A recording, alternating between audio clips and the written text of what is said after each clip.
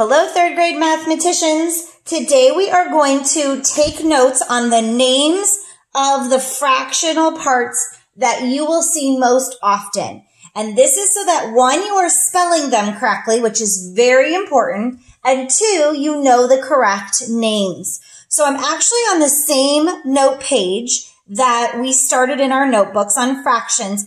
I'm going to go to the next page to do my notes on because I want to have these all together on the same page. All right, so when we're doing fractions and we need to draw a picture, it is very important that we use rectangles instead of circles, okay? Rectangles instead of circles, because circles are very hard to separate into equal parts. So I always tell my students, and I always tell you guys, to use rectangles. All right, so we're going to be drawing a bunch of rectangles today. So I'm going to draw my first rectangle, and I'm going to split my rectangle into two equal parts. Now, I'm going to show across here a couple ways to do that. One, I can draw a horizontal line, and now I have two equal parts. I'm going to draw another rectangle, and I can split that rectangle horizontally.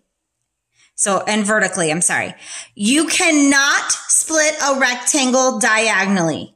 You can split a square, but not a rectangle because it is not equal. Either way, this has two parts. And we call a fraction that is broken into two parts halves. H-A-L-V-E-S, halves. We change half to halves when we're talking about more than one. If I'm only talking about one of those parts, I would call it a half.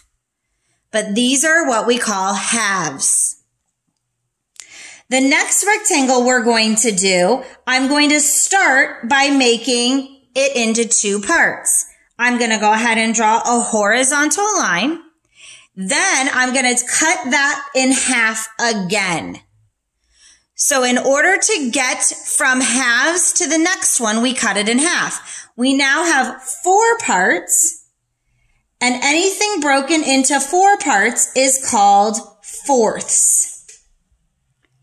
So to get to fourths, we always start at halves, cut each half in half, and then we get fourths. It's like doubling or multiplying because two parts times two each gives us the four.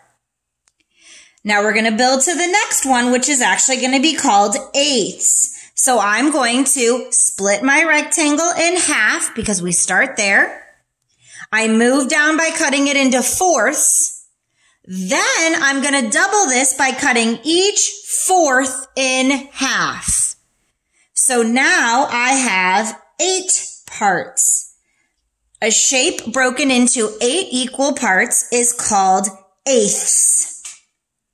And you notice that we're adding that THS on the end to show that it's a part of a whole. So to get to eighths, we start at halves. So 2, then 4, then 8. Same thing happens with the next group of numbers we're going to use, except now we're not going to start at halves. We're going to break this into 3 equal parts. And this is a little more tricky because we don't want to go right down the middle. So we're going to go a little off to either side.